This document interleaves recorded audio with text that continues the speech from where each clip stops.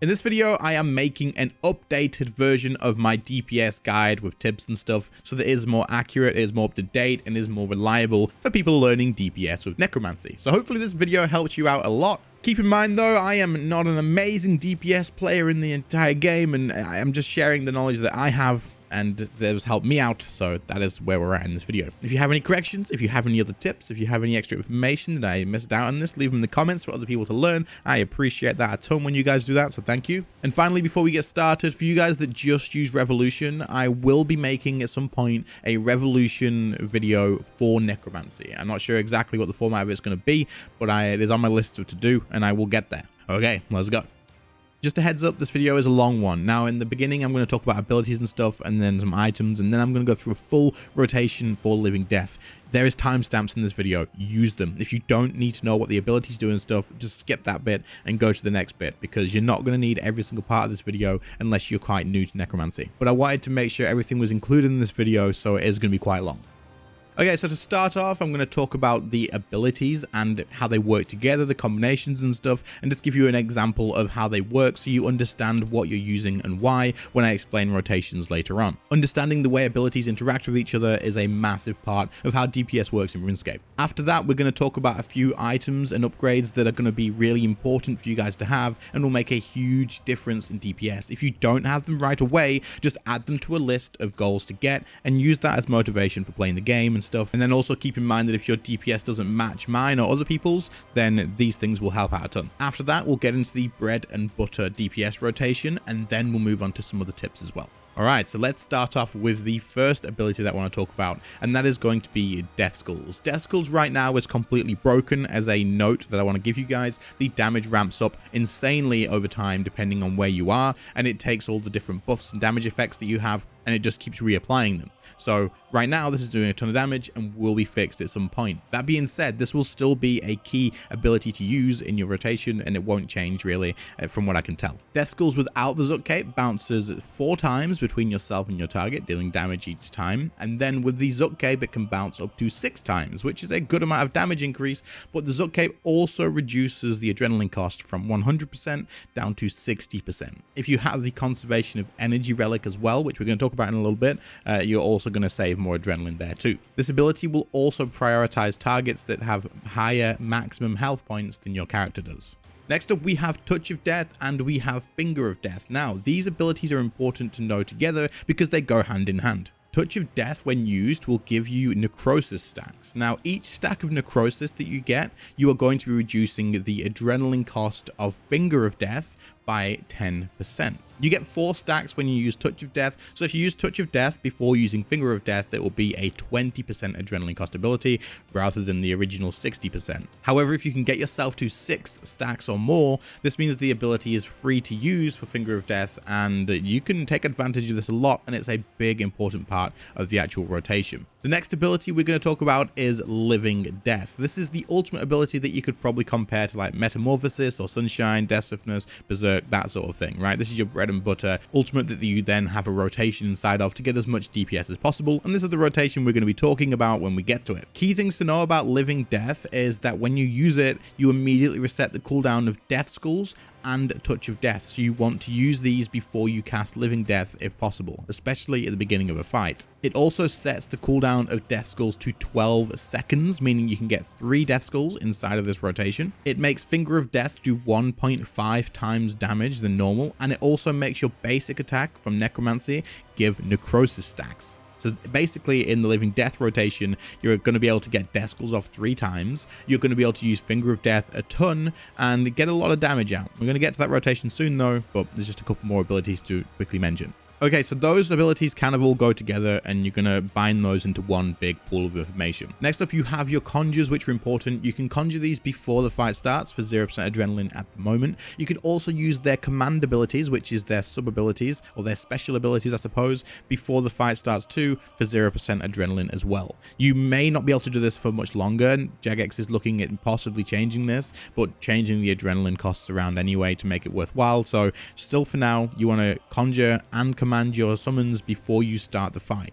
The Skeleton Conjure has an increased damage over time in the sense that the more he attacks, the more damage he's going to output. So using his command ability, making him attack quicker, will not only make him attack faster, but it will also stack up the amount of damage he can do quicker as well. The Ghost Conjure will apply a debuff to the target that means that all incoming sources of damage will be doubled, but this has a cap of 35% ability damage as well. So what this means is any small hits from like your Conjures, from damage over time effects, all this sort of stuff will be pretty much almost doubled, and it will just be, it's a good amount of damage. One thing to note is the Ghost Conjure only needs to be commanded once per Conjure. So if you command the Ghost just after you've like summoned it at the beginning, that whole time that it's alive, it will keep reapplying that buff. It doesn't just last for a small duration, that buff stays the entire time. So if you do have to reconjure it, commanding it again is probably definitely worth it. This is something I made a mistake on, and yeah, the command's really good. The zombie's pretty simple. You conjure it, and then you can't command it until you have a target, but when you do command it, it just blows up and deals AoE damage.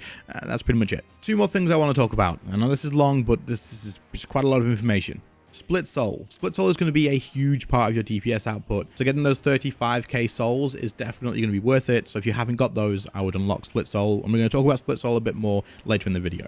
Next is Soul Sap and the Volley of Souls. Now keep in mind, I've left out the Soul Strike ability, which is AoE, but we're going to talk about Soul Sap and Volley of Souls specifically. Throughout the fight, you're going to be able to use Soul Sap to build up your stacks of souls. Now, you can either save those until you have 3 souls or 5 souls, depending if you have the tier 95 offhand. And you can either choose to save these souls for a specific part of a fight to throw out a ton of damage all at once, or whenever you reach the stack, you can use them straight away. That being said, it's probably not worth using this during a Living Death rotation because basic attacks give necrosis stacks and other abilities just are better to use in there. So the Soul Sap and the Volley of Souls, likely outside of a Living Death rotation, but you can still save those souls up here and there to be able to use it at a specific part of a fight as well if it's going to help you out more. So keep that in mind. Okay, that's all the abilities that I wanted to go over. Now we've got a couple of items to mention. Okay, so of course, the Zuk Cape is going to be a big part of this DPS rotation and increasing your DPS in Necromancy. The Necromancy Zuk Cape, like I said, buffs your Death Skull's ability, making it cost 60% adrenaline and making it bounce 6 times. Very important. The next thing is the Conservation of Energy Relic from Archaeology. It's pretty high level, I believe it's level 118, but it is definitely worth grabbing if you don't have this. The passive Ring of Vigor, of course, still helps out a ton as well. And then if you have the GP for it, the tier 95 armor set and weapon sets will make a big difference to DPS. They make a huge difference. So if you do have the GP for it, then grab them. If you don't panic. Your DPS in Necromancy is still going to be nuts. Okay, this is going to be a long video. There's the abilities that I wanted to mention and make sure you understood, and the items that are worth grabbing. So let's move on. Okay, so we're going to start off with a full DPS rotation that you would use as your bread and butter with Living Death. This is something you'll do at most bosses at the start of a fight to get as much damage out early on as you can. Now, on screen, I'm going to put a screenshot or some sort of graphics for you to look at that is going to have the full rotation shown in images. Now this is because some people learn differently. If you learn from looking at this and memorizing it or taking a screenshot of it and then trying to like learn it in game, then there it is for you. But for the people that want me to talk through it, we're going to do that now as well. This looks like a ton of information to pick up straight away, and it is. But when you start putting this into practice, it makes a lot of sense, and we can break it down to be a bit more simple. And don't worry, I got you. We're going to make it a bit easier. Okay, so at the start of a fight, we're going to be aiming for Living Death. But of course, we want to use Death Skulls and Touch of Death before we use Living Death, because Living Death resets both of those abilities. Yeah? Okay, keep that in mind. So we're going to use the Death Skulls as our very first ability. This drops our adrenaline, so we now have to rebuild back to 100%, right? So in this meantime, you may as well use the abilities in this order to get 2 soul stacks out of it too. Use Soul Sap, then use Touch of Death, then use a basic ability, then use Soul Sap again. If you have the Impatient and the Invigorating perks on your gear, this will bring you back to 100% adrenaline. Now here's where you have 2 options. You can either use a Super Adrenaline Potion or an Adrenaline Renewal here to be able to get back to the Death Skulls in time to be able to get 3 in your rotation. For people who aren't going to be tick perfect on this, you want to use the Super Adrenaline Potion. It's just easier. If you're on an Adrenaline Renewal, you need to use your Adrenaline Renewal and Living Death on the exact same tick. Okay, so we're going to use Living Death with our Adrenaline Potions and then immediately use Touch of Death. If you do it tick perfect with an adrenaline renewal, you will now be on the 60% adrenaline that you need to use your death skulls immediately. If you don't use an adrenaline renewal, just use Touch of Death, then use a super adrenaline potion, and you'll have your 60% adrenaline because it's instant. Once you reach the 60% adrenaline, you need to use death skulls immediately. You will use death skulls, and then from here on out, you pretty much want to just use your basic ability and your Touch of Death ability until you have necrosis stacks. During this rotation, your main goal is to use Touch of Death whenever you can, and then basic abilities whenever you can't, and then every chance that you have to use Death Skulls, you're going to use Death Skulls off of cooldown. If as soon as that is coming off cooldown, you cast Death Skulls again, this will allow you to get 3 Death Skulls off in the rotation, and then your 4th one will actually still only have the 12-second cooldown. However, keep an eye on your necrosis stacks, because when you do hit the cap of 12, you want to be using your Finger of Death ability. This is because the Finger of Death ability is free if you have 6 stacks. So if you have 12 or if you have more than 6, Finger of Death is free to use.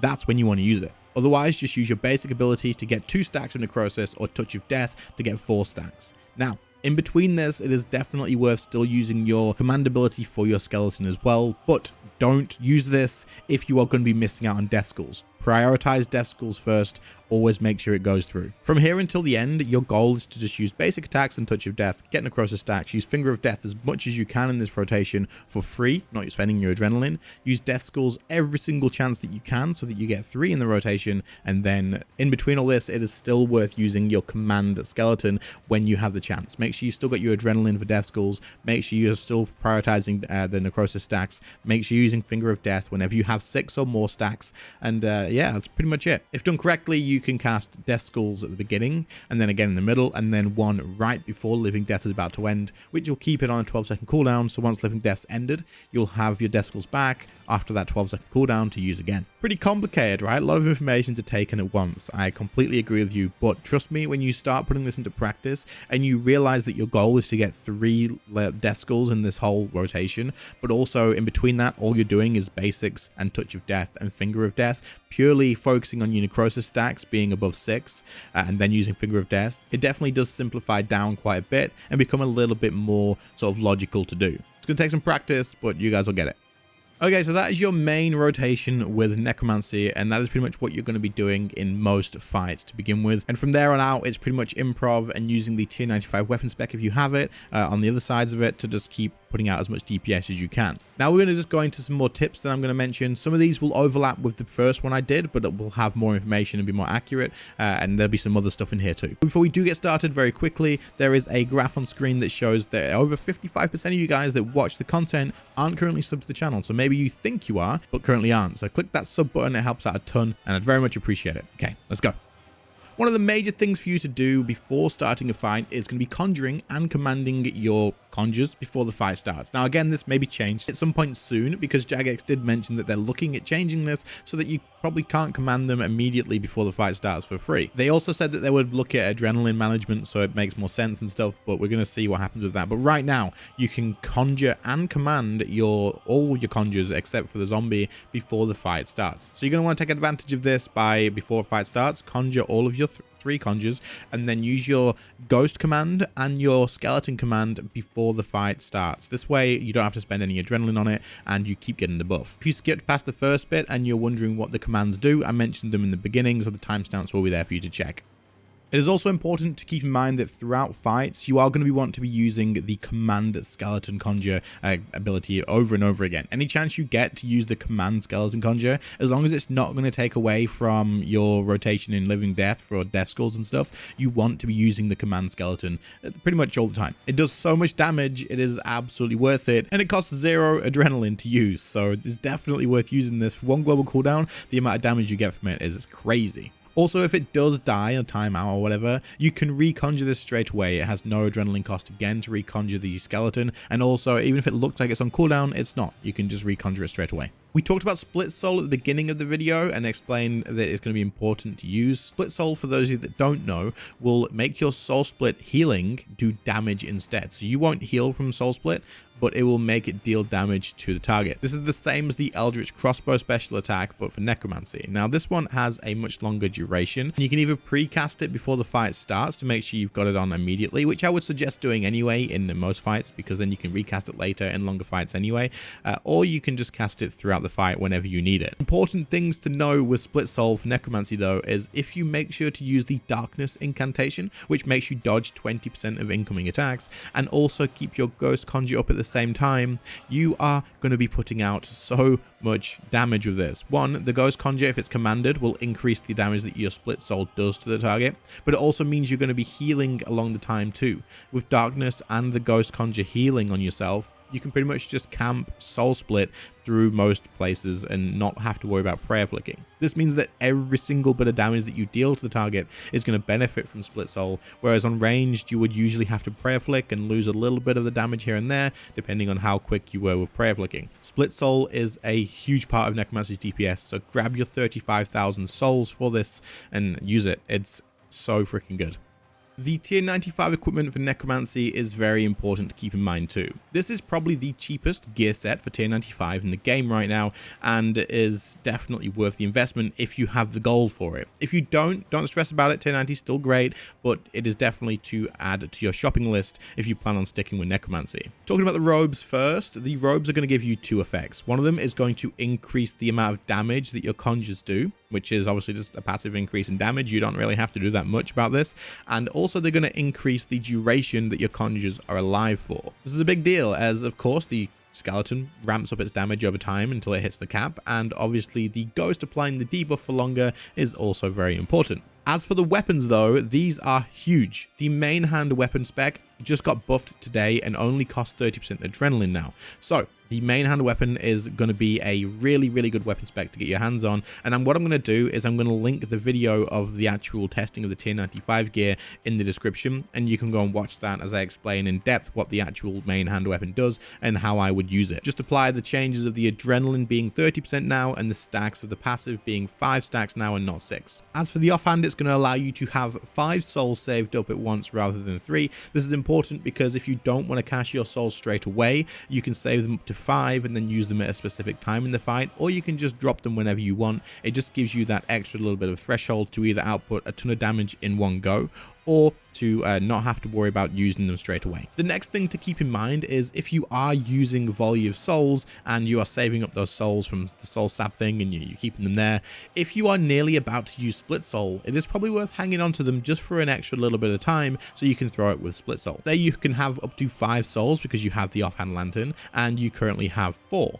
You are planning on using Split Soul very soon, so you may as well get yourself to 5 soul stacks, then use Split Soul, and then throw your Volley of Souls. That way you get the extra Split Soul damage on every single volley hits that you do, and so it's going to just increase your damage. These are just things to keep in mind along the way. It will add a fair bit of damage to your actual rotations. This tip was mentioned in one of my past videos, but seeing as it is a DPS guide and I wanted to include everything, we're going to chuck it in here too. The Threads of Fate ability, the incantation, allows you to pretty much have the effects of Greater Chain, so you hit multiple targets, but with 2 hits instead of just 1, because of the duration of it allows for 2 global cooldowns. This can be used in a few different ways. You can either use Soul Sap and Volley of Souls together, so you can get 3 souls or more souls, if depending on how many targets there is, to immediately get that and then throw the volley and do AoE damage. Or you can use your weapon special attack followed by any other ability. Basically, whatever you use is going to hit everything, right? But it's important to know that using your Threads of Fate and Soul Sap will give you a soul for each target used. So you can use Volley of Souls from a full stack, and then use Soul Sap and then use Volley of Souls again from another full stack, or you can get your souls and then use Volley of Souls, or you can use your weapon spec followed by Soul Sap. There's so many different ways you can do this, but it is still worth keeping in mind that the Threads of Fate does affect your abilities in that way. You will not get more necrosis stacks though, so don't use Threads of Fate and then Touch of Death, because you'll only still get the regular 4 stacks. Finally, I want to talk about the ability Bloat. Now, Bloat got changed today, and it is now probably very useful to use in the split soul rotation. What Bloat is going to do is apply a damage over time to your target, which gives it 10 ticks of damage, which works insanely well with split soul because it is actually better to get more regular hits with split soul than it is to get one big hit. So having damage over time effects like this